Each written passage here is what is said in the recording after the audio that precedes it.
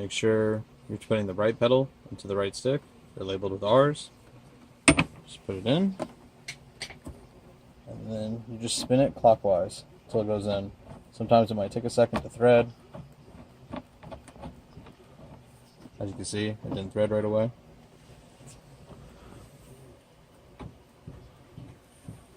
But if you keep going and moving it, you'll thread it in.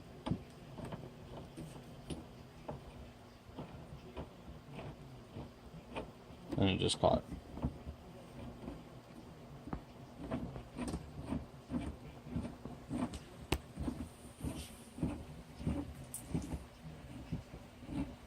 As you can see right here, it's on.